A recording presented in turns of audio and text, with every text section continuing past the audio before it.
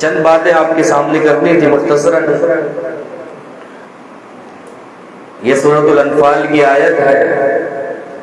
اللہ رب العالمین نے اس میں فرمایا کہ انما المؤمنون اذا ذکر اللہ وجلت، کہ مومنین کون ہے، مومنوں کی نشانی کیا ہے۔ مومن وہ ہے جب وہ اللہ کا ذکر کرتے ہیں یا جب ان کے سامنے اللہ کا ذکر کیا جاتا ہے تو وجلت قلوبہم، ان کے دل نرم پڑ جاتے ہیں۔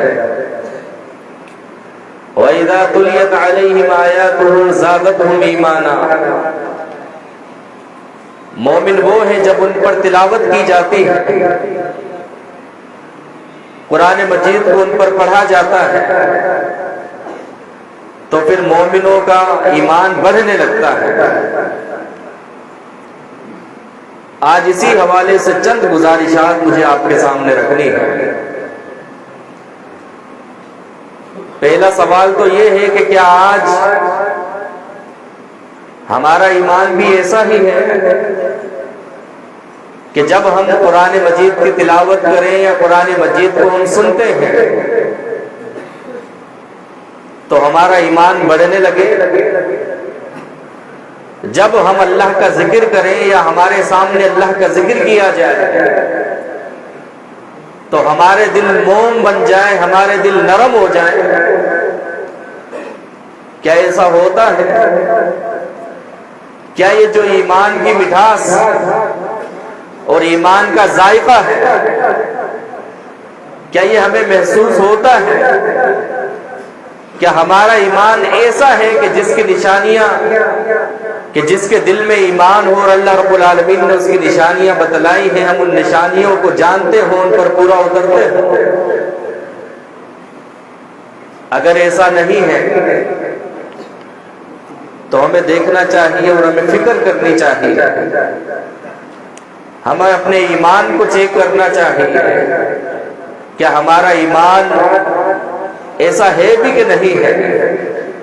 کہ جس طرح کا ایمان اللہ رب العالمین نے قرآن مجید میں ذکر کیا ہے۔ ایمان کو پانے کے لیے کچھ باتیں ہیں۔ ایک تو بات یہ ہے کہ آج ہم یہاں پر آئے ہیں، میرے اساتذہ کرام یہاں پر آئے ہیں، آپ لوگ یہاں پر موجود ہیں، انہوں نے دیکھا کہ ایک حلقہ لگا ہے، اس حلقے میں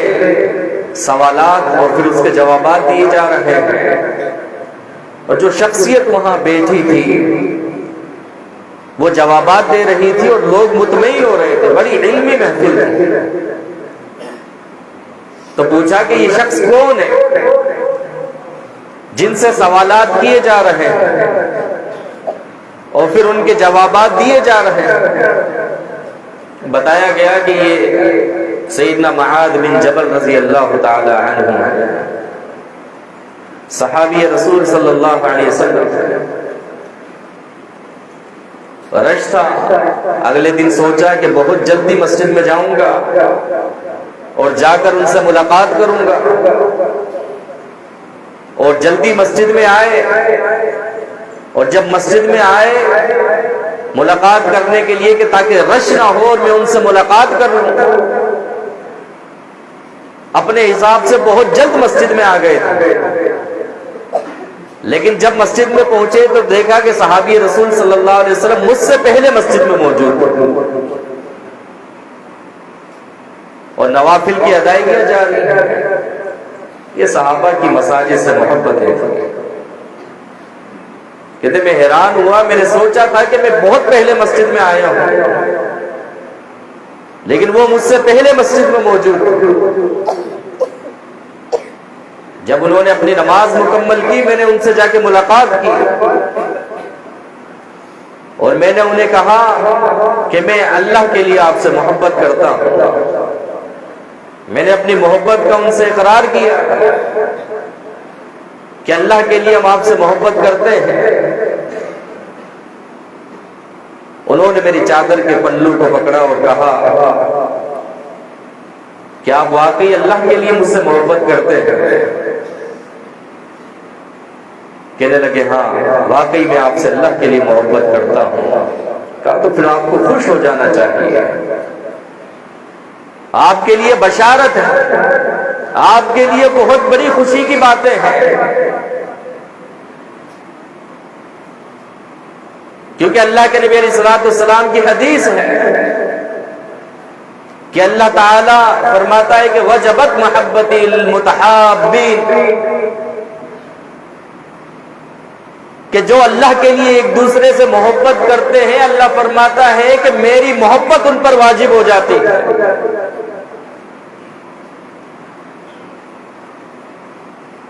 یہ وہ محبت ہے اس کو پانے کے لیے، اس ایمان کو پانے کے لیے کہ جس میں یہ مٹھاس ہو۔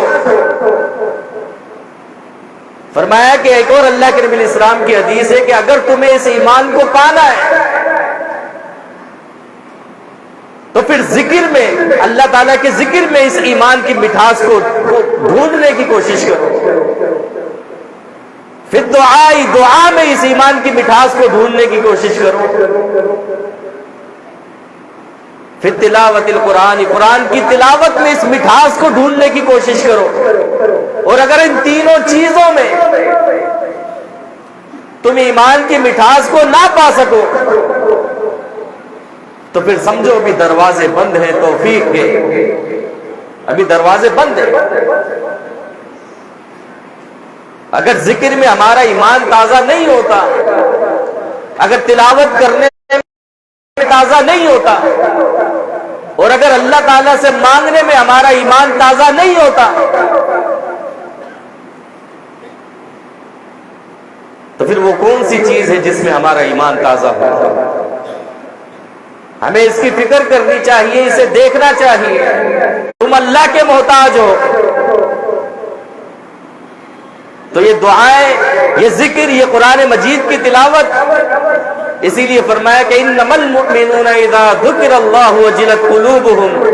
واذا تلیت علیہم آیاتہ زادتہم ایمانا، کہ مومن ہے ہی یہی کہ جب وہ اللہ کا ذکر کرتے ہیں یا ان کے سامنے اللہ کا ذکر کیا جائے یا قرآن مجید کی تلاوت کرتے ہیں یا ان پر قرآن مجید کی تلاوت کی جائے تو ان کے دل نرم ہو جاتے ہیں، ان کے دل موم بن جاتے ہیں، وہ تنہائیوں میں اللہ کو یاد کرتے ہیں، وہ تنہائیوں میں اللہ کے لیے روتے ہیں، اللہ سے رحمتوں کا سوال کرتے ہیں، اللہ سے مغفرت کا سوال کرتے ہیں۔ یہ پورا رمضان المبارک کا مہینہ گزرا ہے اور اس اگر ماہ مبارک میں ایک لمحہ بھی ایسا نہیں آیا کہ ہم تنہائی میں اللہ کے لیے روئے ہوں، ہم تنہائی میں اللہ تعالیٰ کو پکارتے ہو، اللہ کے سامنے گڑ گڑائے ہو، ایک آنسو کا قطرہ اگر اللہ کے خوف سے ہمارا نہیں نکلا، ہمیں فکر کرنی چاہیے، ہمیں اپنے ایمان کو چیک کرنا چاہیے۔ پھر ایسا نہیں کہ فَوَيْلٌ لِّلْقَاسِيَةِ قُلُوبُهُم مِّن ذِكْرِ اللَّهِ، پھر کہیں اگر ایسا تو نہیں ہو سکا کہ ان کے دل سخت ہو چکے ہیں، ان کے دل پتھر بن چکے ہیں کہ جتنا چاہے یہ اللہ کا ذکر کریں یا اللہ کا ذکر ان کے سامنے کیا جائے ان پر کوئی اثر نہیں پڑتا۔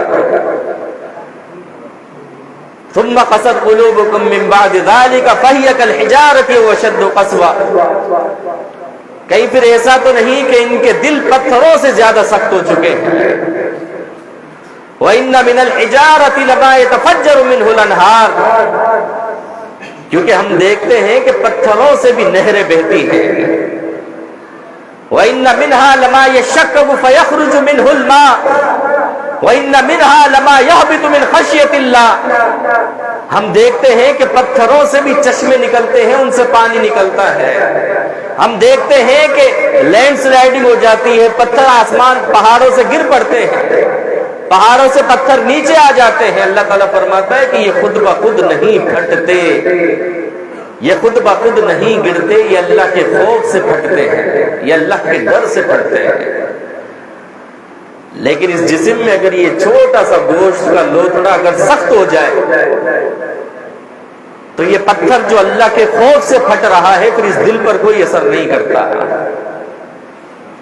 ہمیں اپنے آپ کو چیک کرنا چاہیے، اپنی تنہائیاں ہمیں چیک کرنی چاہیے، اپنی تنہائیوں کو ہمیں پاک کرنا چاہیے۔ بس میں انہی باتوں پر اپنے آپ کو کافی سمجھتا ہوں، اور اللہ تعالیٰ سے دعا کروں کہ رب العالمین ہمارے دلوں کو نرم کر دے۔ اللہ رب العالمین ہمارے دلوں کو ایسا بنا دے کہ جب بھی تنہائیوں کا موقع ملے تو تب بھی گناہ کا موقع ملے تو فوراً ہمیں اللہ کا خوف ہمارے دل میں آ جائے، اور ہر وقت اللہ کا خوف ہمارے دل میں رہے، اللہ کا ڈر ہمارے دل میں، ہمارا ایمان ایسا بن جائے کہ جب بھی ہمیں گناہ کا موقع ملے ہم اس سے بچ جائیں، اور اللہ تعالیٰ کا خوف ہمارے دل میں اتر جائے۔ اللہ تعالیٰ سے دعا ہے